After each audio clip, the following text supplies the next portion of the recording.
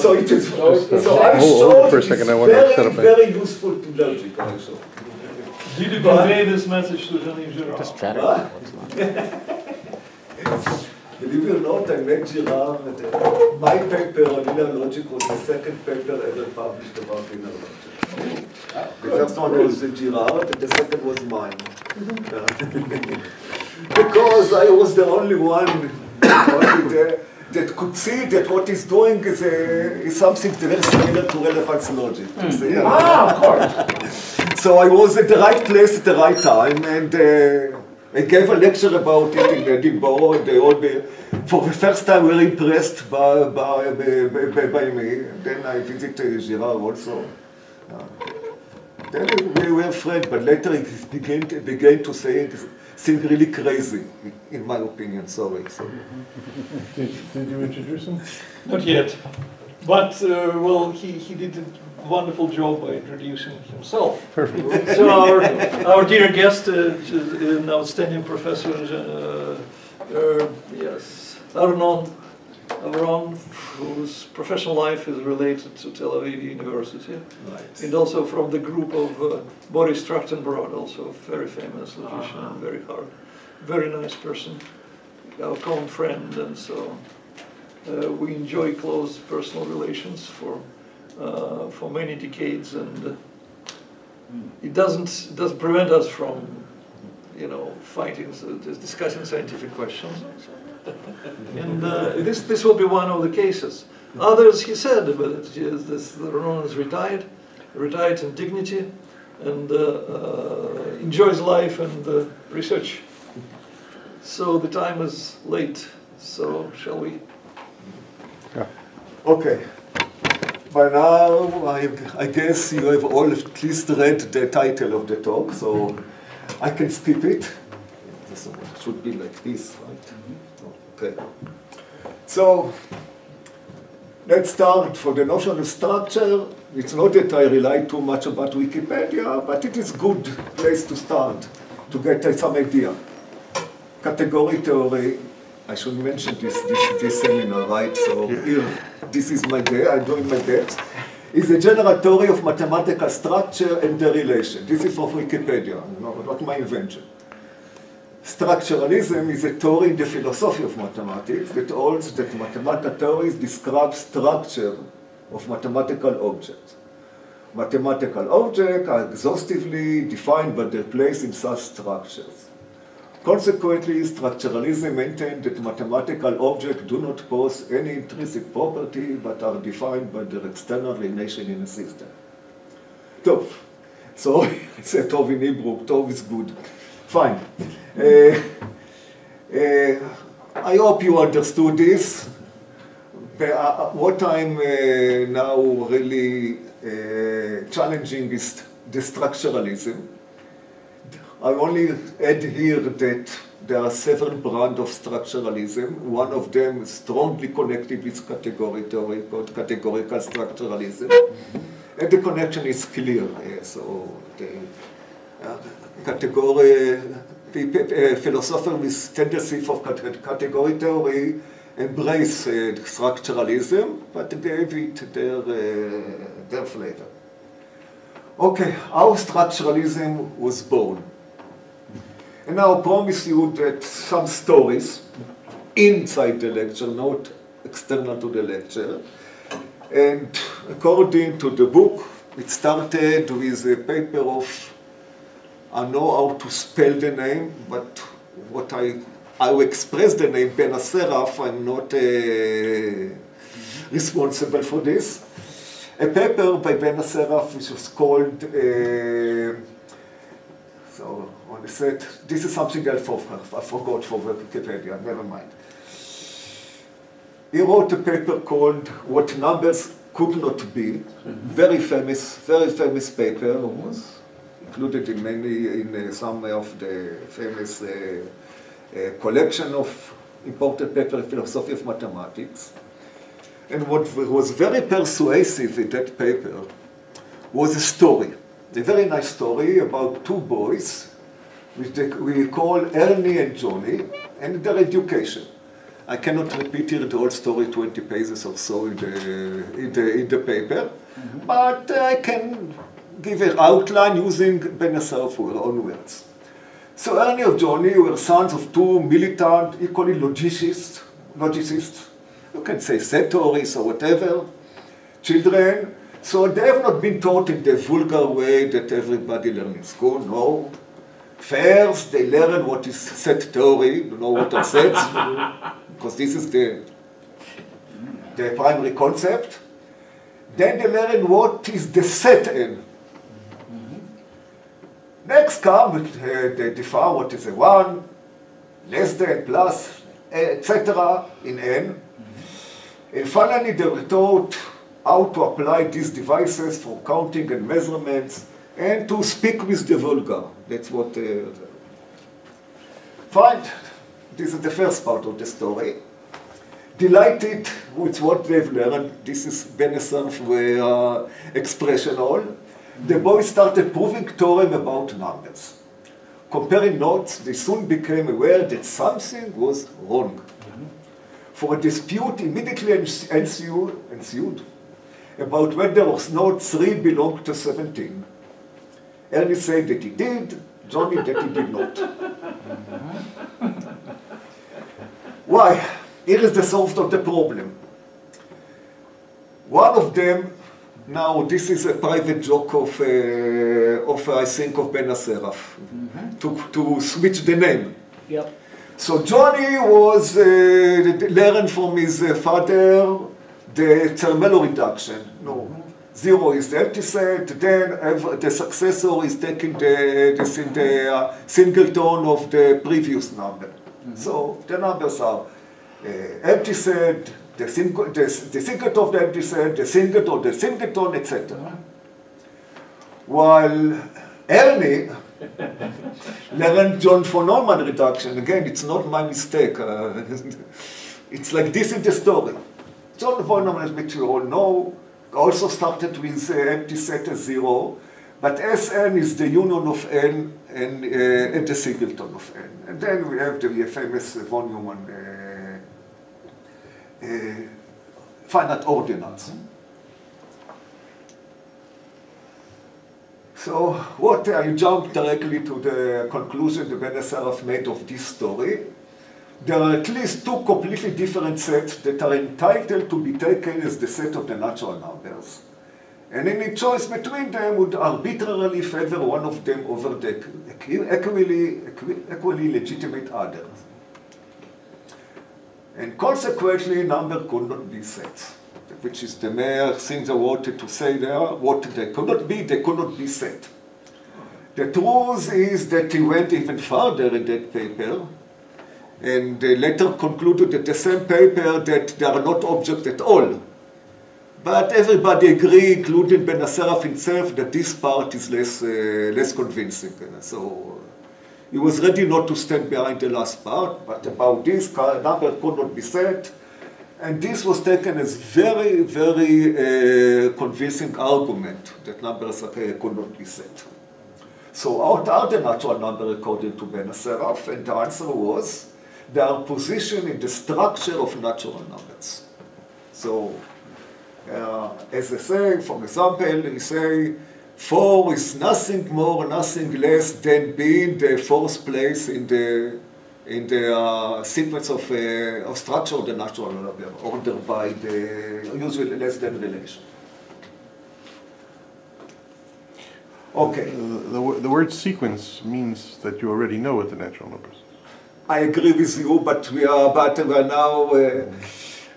So yes, that's what I think.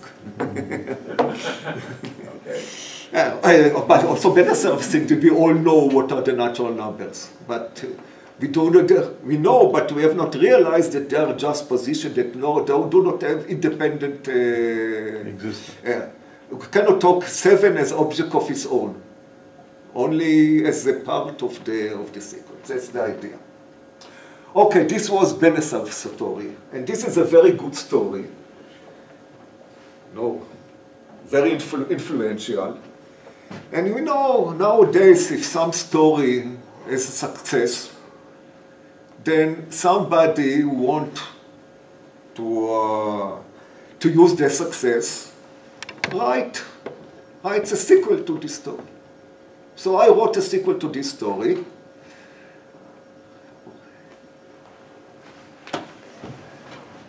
Okay.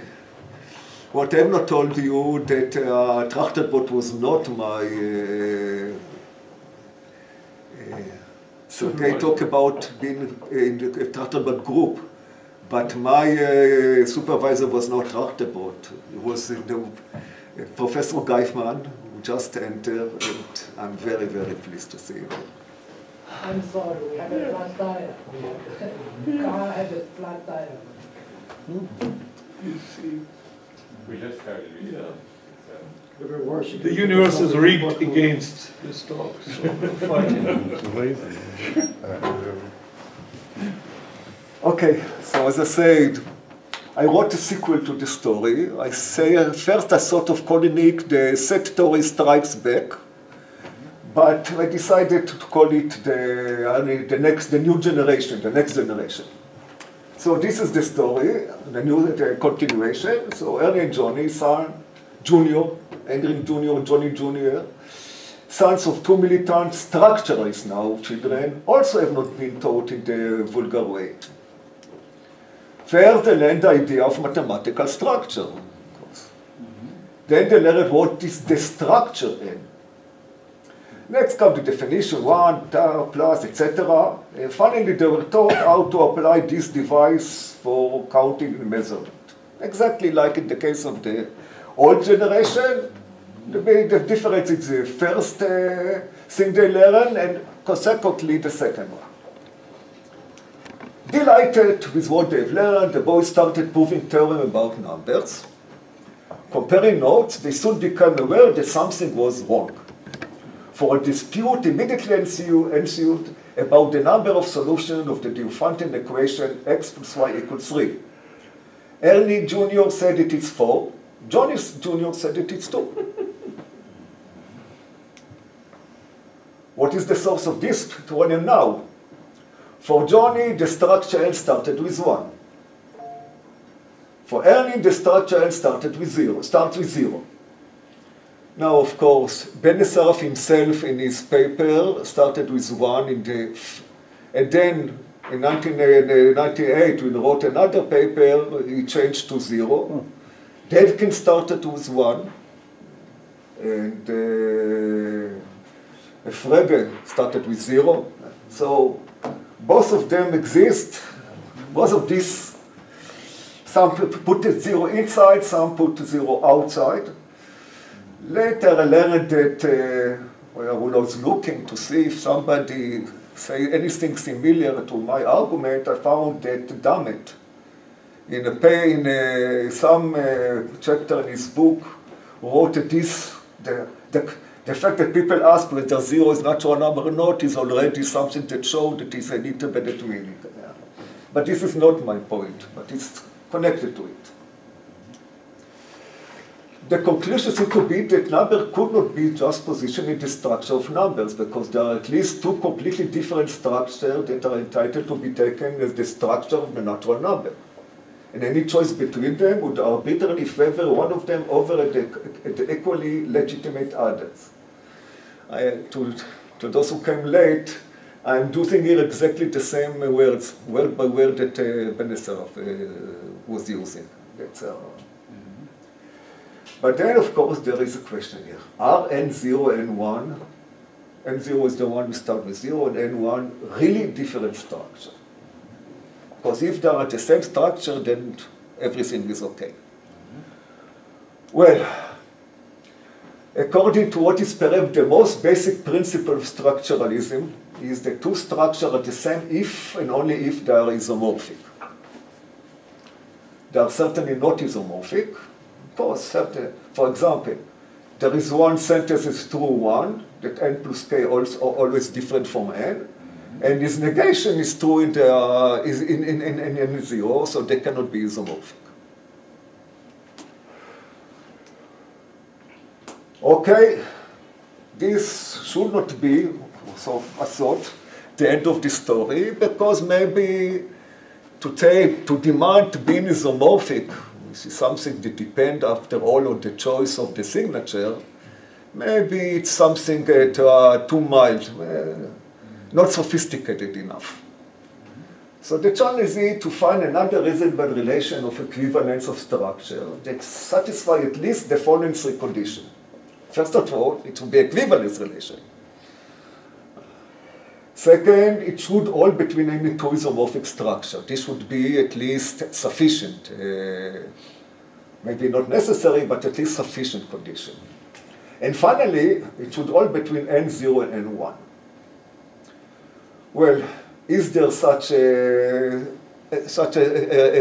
relation? I tell you in advance, yes, there is such a equivalence relation. That's the good news. As good Israeli,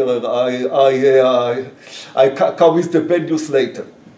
So what is the more sophisticated definition? It's called Resnick structure equivalent, SE. What I'm going to present is not Resnick, which was good only if the two structures have the same domain, which is not, of course, not sufficient here. But a better version that was given in Stuart Shapiro books about structuralism. Now, what was Resnick was not trying to solve the problem I just presented, but another problem. Intuitively, one would like to say that the natural numbers with addition and multiplication exemplify the same structure as the natural number with addition, multiplication, and less than. And of course, open books in mathematical logic, in some of them the signature of PA is S plus times, in other you have also less than, perhaps believe yes, out the S. There are various versions, and we all take them to be describing the same structure, although the signature is not identical. So suggestion, how we want to say that if you add the less than, by definition, say using definition, you get the same structure. So this is the definition given by Shapiro. It's simple, but you know, simple to see that something is simple is one thing, to read it in a lecture and see that it's simple is another. So let's try at least. Let R be a system and P a subsystem. I have to mention here that where we use model theory, we take to talk about structure is something that Shapiro calls system, not to, because he understood the structure is something more general or less more abstract. So let structure P a substructure, if you want, define P to be a full subsystem of R if they have the same object in the same domain. And every relation of R can be defined in terms of the relation of P. So it's an example, if we have plus times and define less than A less than B, if there exists C such A plus C equal B, that we start with 1, of course. Something similar start with 0, then it's definable. The idea is that the only difference between P and R is that some definable relations are omitted in. We take, say, more concise language. Now, this is not enough because this talks about having the same domain. So let M and N be system structure, model theory says. Define M and N to be structure equivalent if there is system R such that M and N are each isomorphic to full subsystem of R. So we have something that we have something big, and M can be taken viewed because they're isomorphic as a subsystem, but full subsystem. So all define the same thing. This is definition of effect Shapiro definitions. And then they say, yes, for example, in this case, the example I gave are the same structure, while Q, for example, is different from N. Resnick gave some explanation why Q is not structure equivalent to N. Problem. SE as originally defined is not transitive. Let n, here is the example, very simple example. Let n be n0 less than 1 and m n1 0 1. N is structure equivalent to n0 less than, because we can define 1 in n0 less than as the second one, in the second one. So no problem to give a definition first order of 1 in the structure of n0. n0 less than is structure equivalent to n1. It's in effect isomorphic, since we don't have 1. And n1 less than is SE to m, but n and m are not structure equivalents. We cannot do in order, since I saw it, I wanted to make sure that I understood Shapiro definition, so I wrote to Shapiro and gave him this example, and his answer was, you are right. I wonder how in 27 years of this book nobody noticed this gap about it. So this doesn't work, but can we do better? And here, together with a friend of mine from Germany, this difficult name, it's Balthasar Grebmeier, or something like this, again, one pronunciation of things. So what's wrong with just transitive closure of that? Well, more or less that's what we're trying to do. This technical, and it's not the only problem. In fact, it doesn't have any of the three conditions that I have before, this one. But this was the main one. Solution, the solution is the idea is how we treat variables when we want to avoid capture of free variable by some, so we switch to a variant. So to call two systems an invariant of each other if they have the same domain, there is an injective function f from the signature of m or to the signature of n.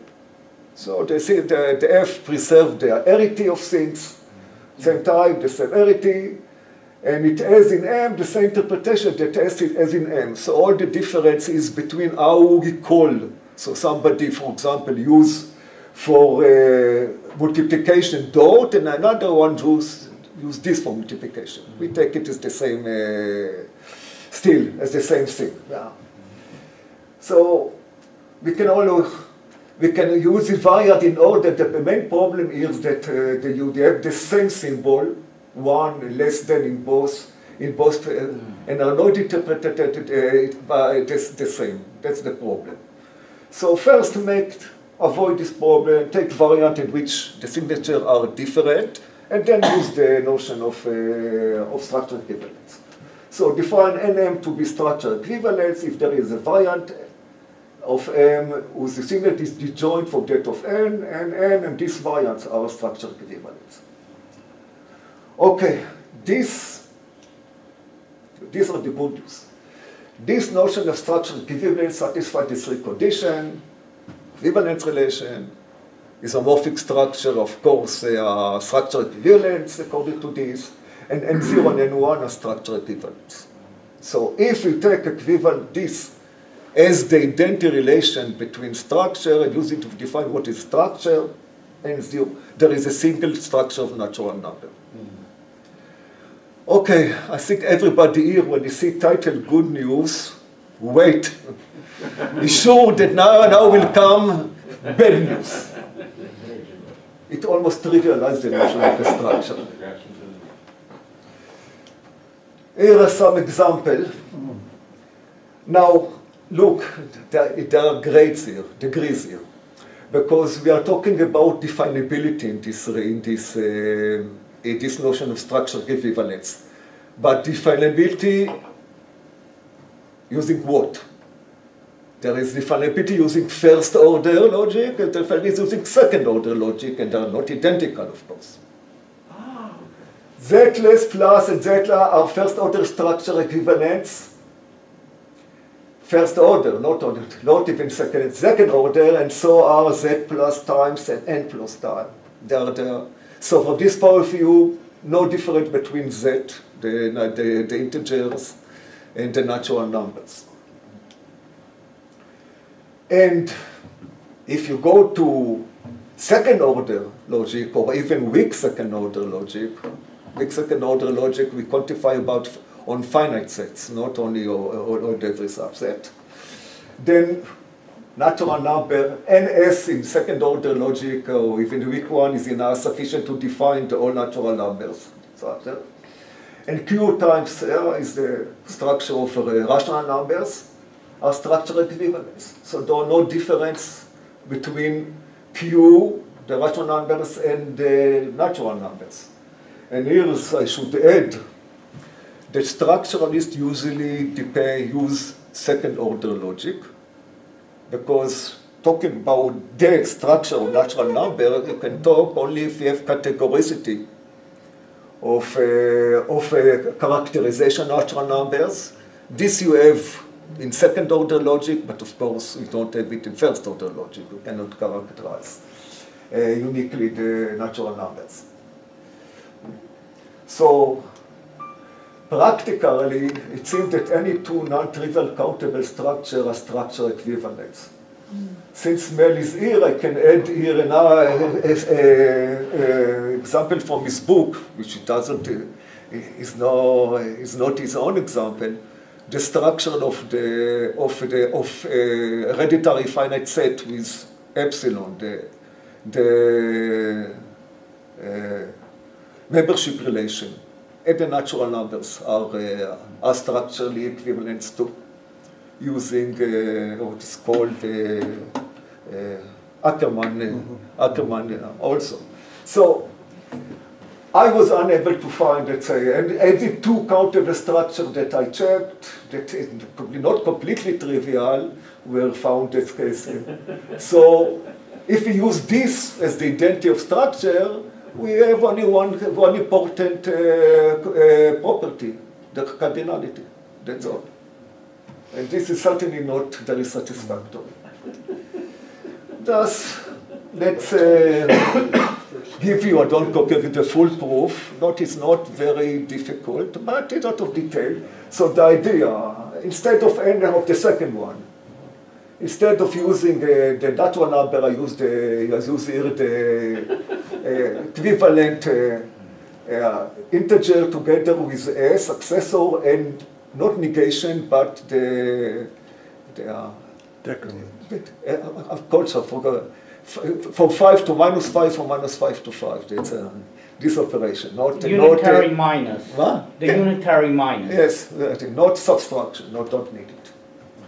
Okay, the main thing, all the rest is completely technical, is to define appropriate one-to-one surjective function. And this is the function. First of all, I define it from N1 on the positive, on Q plus, the positive rational numbers.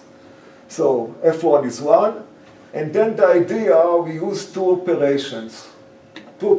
Adding 1 or 1 divided, the inverse of adding 1. Two operations. So if n is even, we apply the first operation to resolve.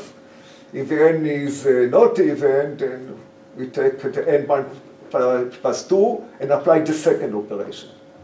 Now, these two operations, you have to take my word for it, are freely generate Q plus from 1. So any rational number can be obtained by using these two operations, and it's in only one way.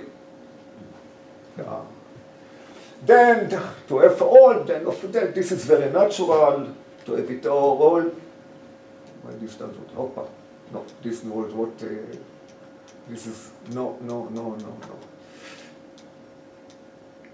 Okay. Oh, that's what over. This is cute. To get for all Q, we deduct f if a greater than 0, 0 if a, and this. And this already make it sure that it respects the minus operation. To make sure that we have to define now, I take Q, some extension by definition of Q, so I have to define the successor operation on Q. So I defined it in order in a way that make sure that it's going to be isomorphism. This starts force it to be isomorphism with respect to S. So up to this, we have a function which is isomorphism between the two structures.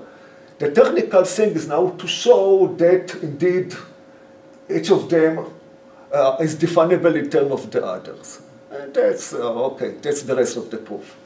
To show how to define this in the term or in terms of the plus and times, and then to define the plus and times of the other. And this is something technical, not too difficult, not completely trivial, but not is not will not give us any new insight to show it. Okay, so what are the conclusions? Structuralism has no satisfactory notion of identity which can be associated with the central notion structure. This is very serious problem because of very famous slogan. No entity without identity. Not my invention. I'm unable to invent such nice slogans. I think Quine said it first time. Yes. There is no unique structure of the natural numbers. You see at least two that are. And therefore, any honest account of the natural numbers should present them as independent mathematical objects which belong to infinite many different structures. I say infinite many because, for example, take the number 7. Okay, it belongs to N0, it belongs to N1, but it belongs to say to every subset of N of the form from 1 to 1000, 1 to, or 1 to max int in the computer system that we are using, and we talk about natural numbers. All of them. That's structure to say that one of these and one of that are two different things, and I find it is something really doesn't make my sense to me. Okay, these are the conclusion, and so I do have time to the second half of my talk, which is less important, is to say, okay, what I think the natural were. But first, let's go back to Benesser's argument why they are not set. They are not sets. Because I didn't show that Benesser's argument is wrong. I said this conclusion that the natural numbers are just positioned cannot be correct. But this doesn't say maybe that what he says that cannot be set either is correct. So now I'm going deeper into the argument of Benesser. So let A denote the class of set theoretic reduction of arithmetic which satisfy all of the conditions on account of numbers. Don't ask me what are all of the conditions, because this is something that remains quite vague by Benesser himself and by others. Some authors talk about first order properties, others talk about second order properties, and so whatever they are, let's denote the class of set theoretic reduction that satisfy them. Benesser's arguments can then be reconstructed more precisely like as follows. First, if numbers are set, then exactly one R belonging to A, one reduction is a correct set theoretic reduction of arithmetic. Don't ask any question now. I'm not describing now what Benesser said. Argue with him later. The number of the cardinality of A is at least 2 because it gave two reductions, Zermelos and von Neumann. This is in the blue because this is the only one can say this is not debatable. Third, for no R in A do we have reason to believe that it is the correct set theoretic reduction of arithmetic.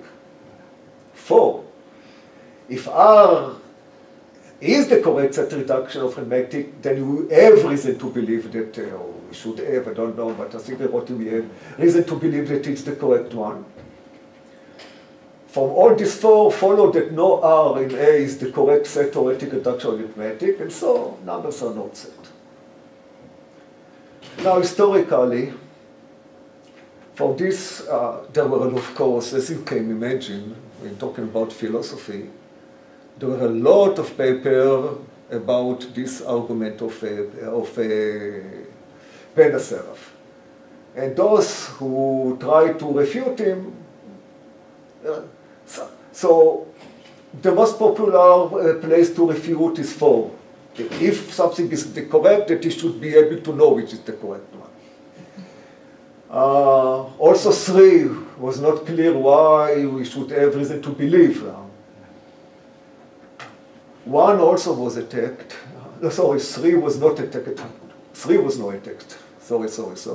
1 was also attacked. 3 was the one was not attacked. That we have a reason to believe that it's the correct reduction. So, for example, Benacerraf said very decisively that Zermelo natural numbers and von Neumann natural numbers have the same right to be called, to be reduction. Both are each one is as good as the other. No reason to prefer one of them of the other or think it's the correct one. And this was accepted, as far as I know, by everybody until the paper that I published with Balthazar this year in the Philosophia Mathematica. Not the first half was not accepted yet, but that one was. And we claim that there are good reasons to believe in von Neumann reduction, to think that this is the correct one. First, relating natural number to ordinals. According to this, according to usual definition of ordinal in Krekin set theory, the natural number is just the beginning of the full sequence of ordinal, the finite ones. This cannot be said about Zermelo, of course, that actually lead nowhere.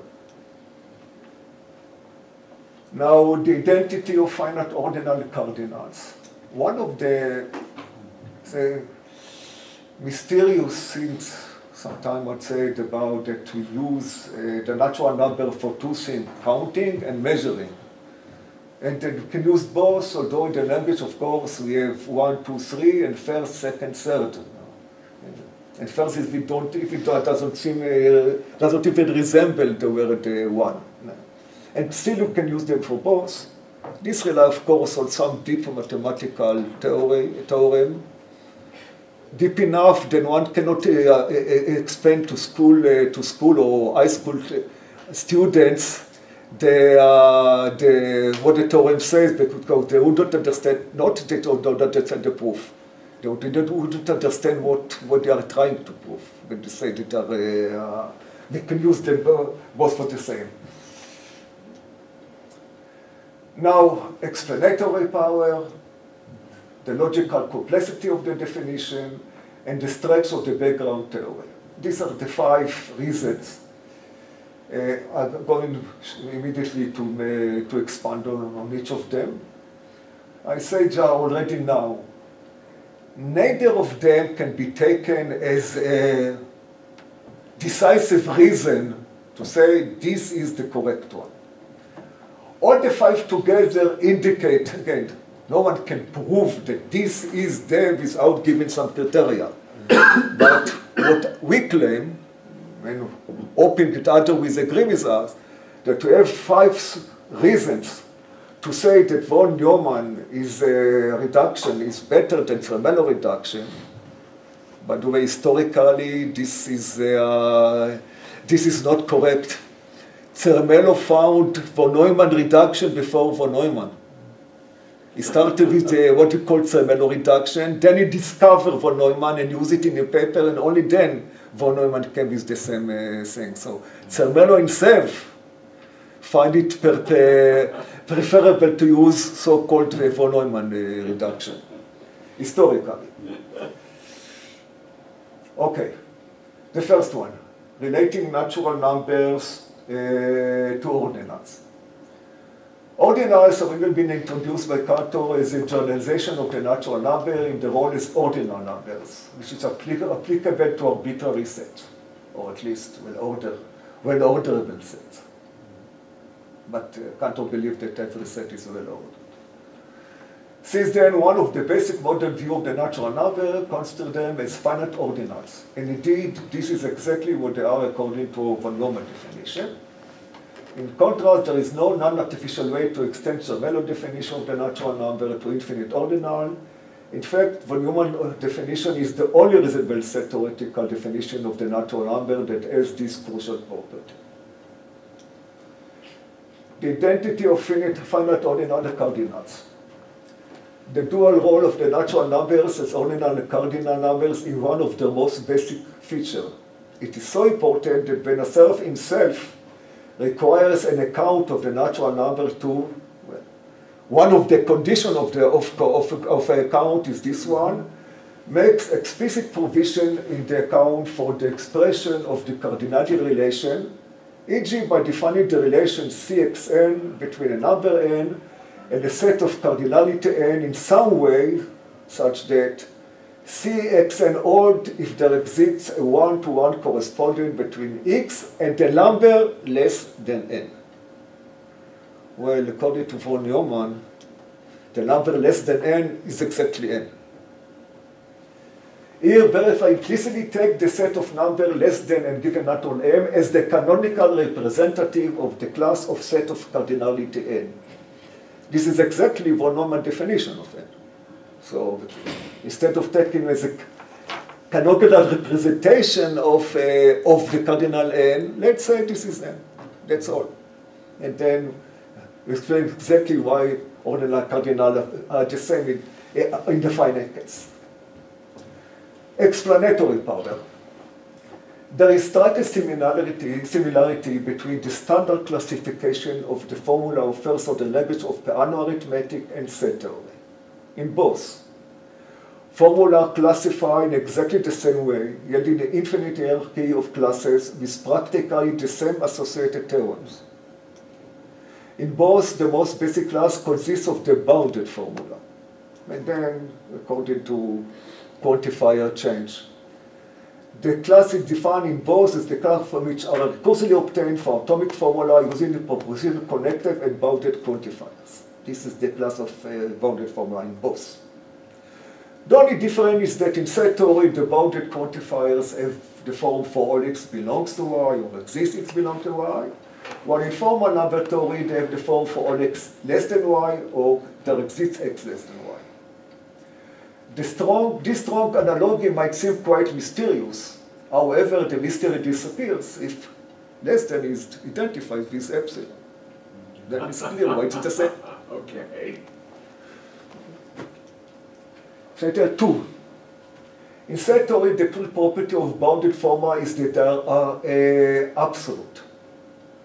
While in number theory, they induce decidable relation of the natural number. This is not all the decidable, of course, but this is the most important properties that we know that are this decidable relation, so we can start with them. Prima facie, the set theoretical notion of absoluteness is of very different nature than the computability theoretic notion of decidability. Yet the identification of epsilon and less than indicate that there might be strong connection between these two notions of absoluteness and decidability. And indeed there is. So this is the theorem, let S be a transitive set, which is closed under finite unions, and all its elements are finite. If is the absolute formula of set theory, that we induce decidable relation on S epsilon. So absoluteness in this case implied decidability. And the fact that I was looking for such a theorem exactly because of this similarity between identifying epsilon and less than. Finally, no, not finally, there one more. Logical complicity of the definition. In von Neumann, you have Sx, unit of x, and x can define by this formula. For all y belong to Sx, other y equals 0, or exists z in x such that y equals S of z. You have to believe me about this, but if you check at home, you see that I'm right. And x less than 1, x belong to y. Both nx and x less than y are bounded formula. Now what about Zermelo? The usual definition of a Zermelo, what is meant to be a Zermelo number is that it is included in every set Z which include the empty set and is closed under the operation of making singleton. This is the usual definition. And then x less than z, you know, is the transitive closure of the Z relation. So it can be defined very similarly, but starting from x and not from zero, from the zero, not from the empty set. This definition, neither of these formula are bounded. Both are just pi1 formula. Now, admittedly, it is possible to give also sigma definition as well of both of them.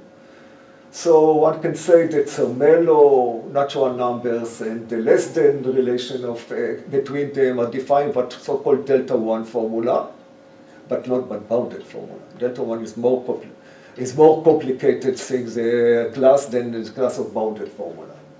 Apparently not bounded one. I say apparently because I have no proof that one cannot find some definition, but I find it very unlikely that one can. What can I say? Finally, strengths of the background theory. As noted by Ben Asseraf, an adequate analysis of the concept of natural number does not merely consist of some definition of them. In addition, one should be able to prove in some designated background theory that all the basic properties that we expect of the natural number follow from the definition. Here it's crucial to employ a set theory which is as weak as possible, since the definition that the proof should be sufficiently robust to be acceptable not only to Platonists, but also to, say, predictivists like myself, or finitists. The definition of numbers less than in case of Zermelo natural numbers are impredicative. Hence they are inadmissible for finitists or predicativists. In contrast, von Neumann account permits the development of number theory in VBS. VBS is very basic system, my initials. A very weak subtheory of the F, which is equivalent to primitive recursive arithmetics. Hence, VBS is acceptable even for finitists. What is VBS? Here it is, extensionality, exist on empty set, existence of operation of singleton, binary union of two sets, and bounded epsilon induction, which is the correspondent of induction, the FF natural numbers. Or in PRA, we can use induction of Conclusion, even if one insists that the reasons given above do not provide compelling ground to privilege von Neumann account, they afford at least some ground to believe it more likely to be correct than its competitors. This is all that is needed to reject the third premise in Benesar's anti-reduction argument and thus to rebut it. And that's it. Thank you.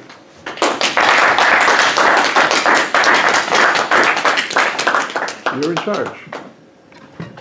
Any questions? Yes. Yes. Sorry.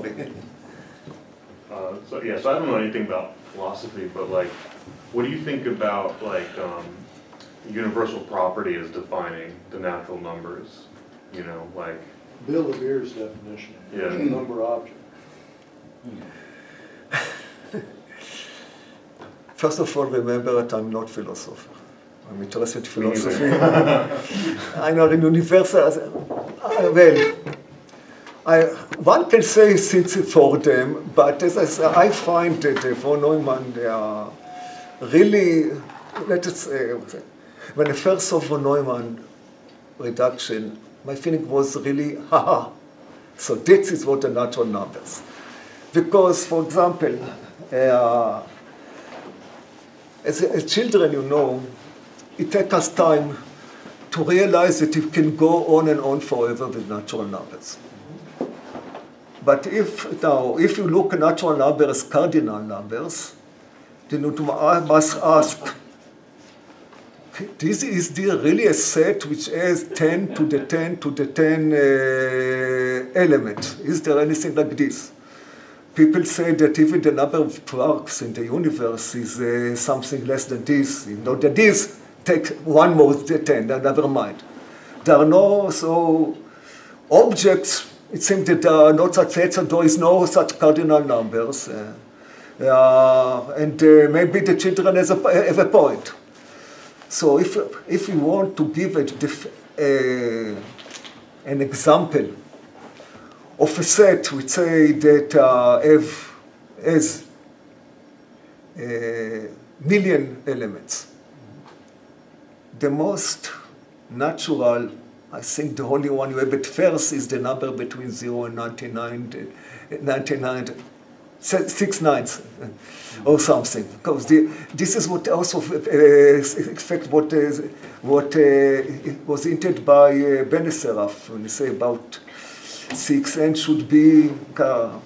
This is one referee asked us why not between million and 2 millions. But if he missed the whole point, because I want to know what is a million. The million exists. I cannot go to million plus 1. Wow. I know. So what is going here? I know that million exists because I know million plus 1. I don't want to repeat 6 nines, etc. And then going back until going to get that I know what I have a set with 1, then I produce a set of 2, etc. All of them until I get to 2 million. So for this, I don't have to know anything about 2 million, by the way. I can understand what. I think also the children understand what is 10 before they understand what is 7. Why? You know, 10 is this. 7 is more complicated. I think so. I haven't done research about this, I have to admit. Can I just answer? Even if you know what a natural number object is, the whole point is that it happens in any category. So you have to ask yourself, what's a natural numbers? Well, you say it's a natural number object in the category of sets. But the whole point of topos theory is that there's many different categories of sets. So it doesn't help. You know, Levier's definition of a natural number object doesn't help with the question of what's the natural numbers. But it tells you the structure. If you want to know what is a natural number, it just depends on the topos. Well, that's what I'm trying to get So at. it's a structure, but without a content, without elements. Well, both questions I think it's have a interesting. straightforward answer. I think it's interesting because you said what is the natural number? What is the claim that there is no the natural number? Right. Well, I was just going to mention another approach, I think the structural approach to natural numbers is Church's one, with his Church, where he starts with lambda calculus. He says basically have a certain function that takes arguments s and z. I know Church number 1. So how to demonstrate how that fits in, because in some sense you could say that's giving the structure and. Well, one can say this. I don't. But let us say two points about this. First, I'm used, and I think it's very good. I know I was sitting in the category theory seminar, but I like the set theoretical foundation of mathematics because sets we know since we are children and so on. Category theory, no, only mathematicians, and not all of them know anything about it. So I find it difficult for me to take category theory foundation of something that I understand as a child. For me, okay, I know that you might have other. Yeah. So I like first of all, and so I do think that if we want to develop all of mathematics in one system, as far as possible, of course. It's not impossible. In set theory, say ZF or something, something stronger. Then we want to define them as sets.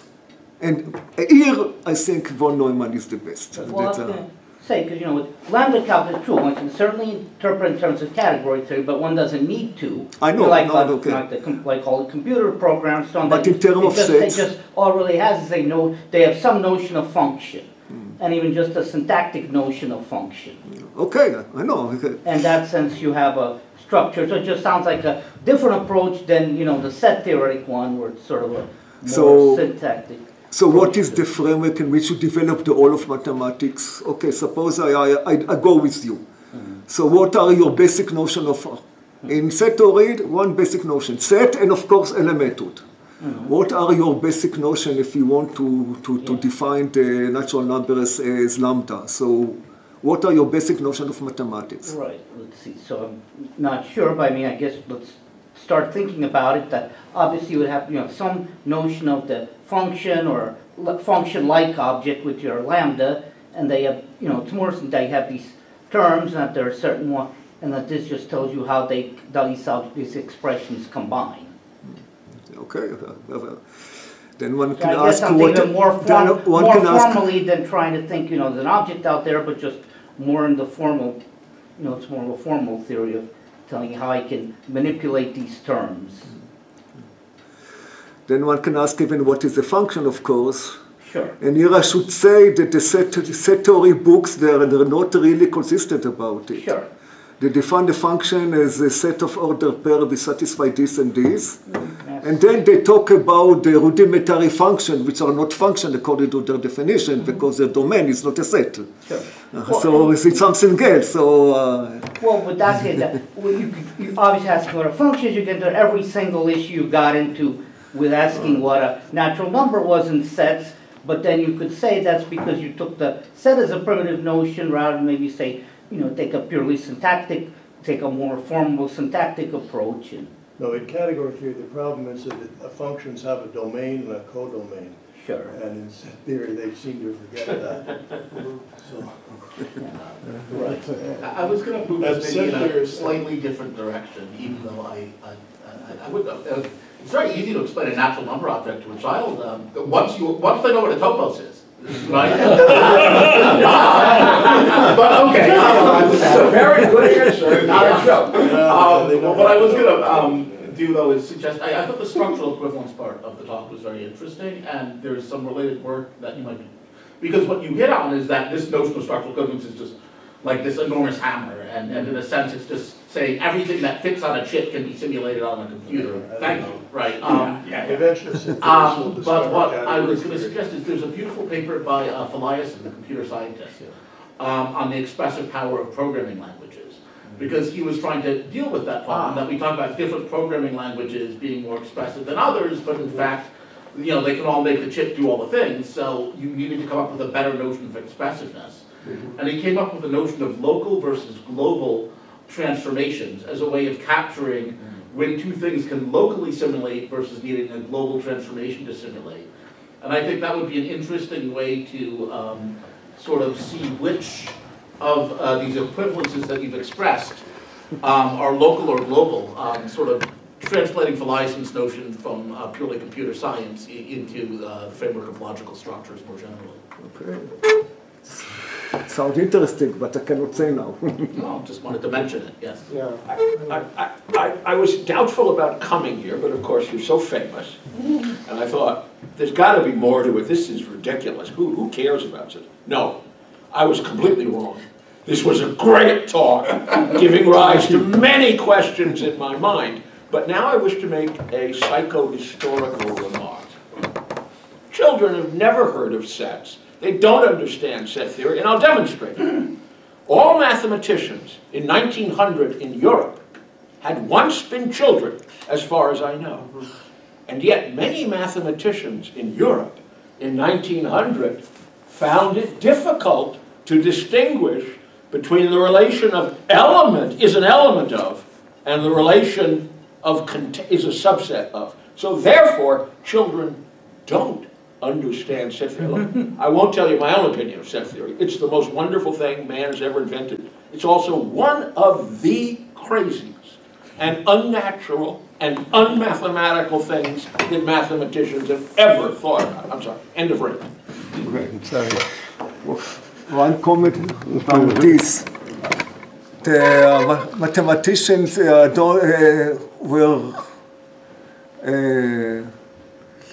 didn't know, were not sure about the difference. This is because of the using language, or ordinary language, natural language, in which we sometimes use the same words for this.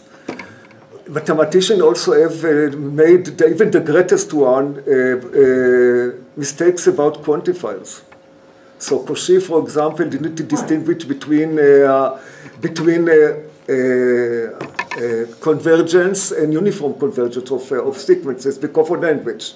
Absolutely. And for example, I was once told by my supervisor, I was first time very surprised to hear this, that natural language doesn't have doesn't really have quantifiers at all. Yeah. And the order, if saying for all x exists y, exists y for all x, you know only from the context what the sentence means. The words they use are adjectives, which really should be propositions, not quantifiers. And which is very confusing. But this is why we logicians develop precise languages. That one cannot wonder what one means. And find for me to understand what the mathematical theorems say, it's first of all to write it in appropriate formal language. And if you translate it differently, it means to understand differently what the theorem says. This is the way. I don't know any other way, because natural languages are not good for mathematics. I think we should, sorry, Professor Priest. Yeah, I wanted to ask you about a different definition of the natural numbers.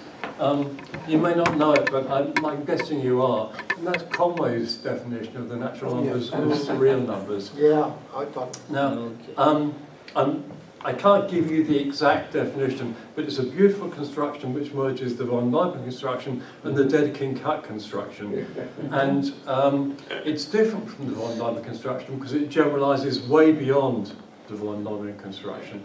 But it's very, very natural, and I just wonder if you're familiar enough with it to comment on how that compares with the von Neumann construction with respect to the criteria that you ran through at the end.